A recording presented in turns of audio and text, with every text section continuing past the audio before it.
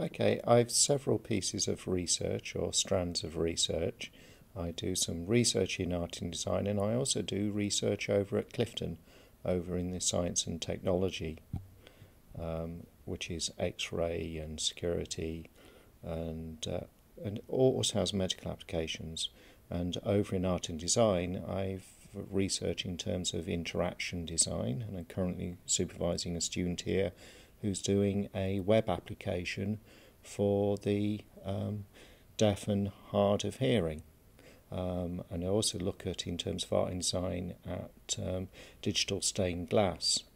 And I've also interests in terms of generative animation as well, which is what I'll be teaching next year. One of the pieces of practice that I'm involved with is in Nightlight. Nightlight is where every year, at about February time, the council arranges for various events to take place around the city, and these are between 6 and 9 o'clock in the evening, and as the name suggests, they involve light.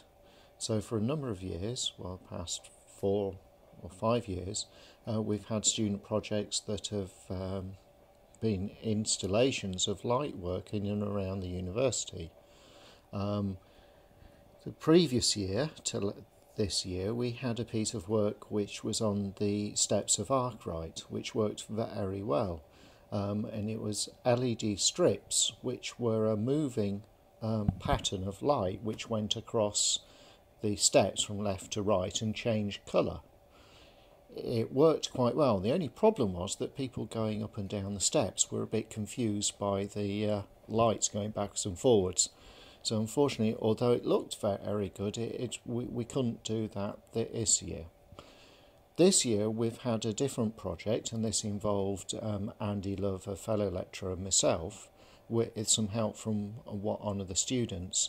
And this was a project where there was a Pepper's Ghost. Now, Pepper's Ghost is used in the theatre, and it's where you have a piece of glass at about 45 degrees, and you put an object underneath.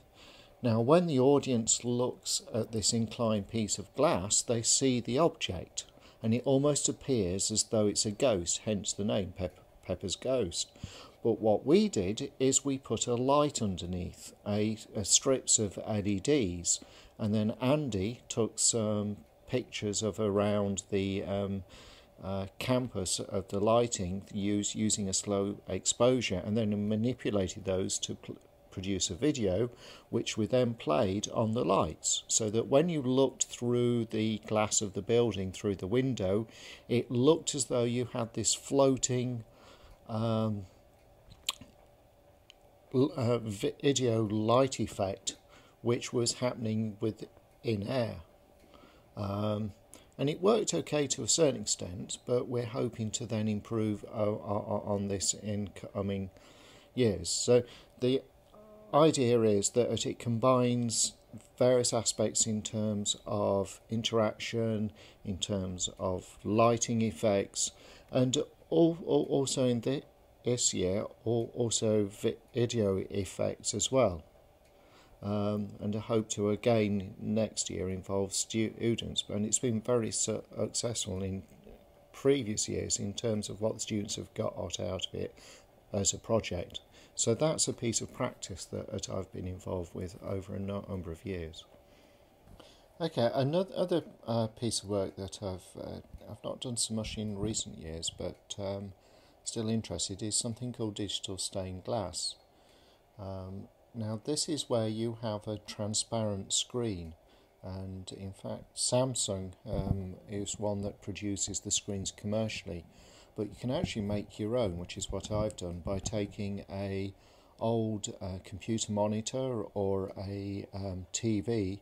You take the backlight out of it and you're left with the liquid crystal colour filter, and you can feed it with a video signal or a computer video signal, and you put that in the window, and you then can see the picture through the light coming through the filter. So in effect what you're doing is you're replacing the backlight with the light through the window. Potentially it's quite interesting because what you could do is it's low power, therefore it could be solar powered. So what you could do is actually have the screen hung in the window, a small solar panel, and then drive the screen using the solar power, because it would be low enough power to do so.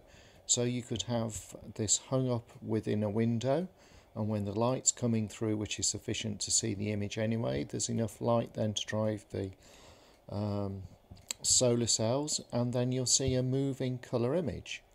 And one piece of work which I've got video of, which was one of the students produced a piece of animation which was specifically for these screens, and it played on the idea of it being stained glass.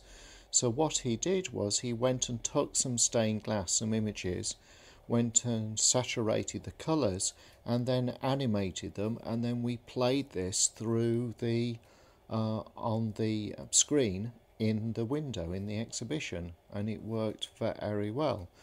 And it's something I'd like to develop further, as I think it's a very interesting effect in terms of perhaps advertising.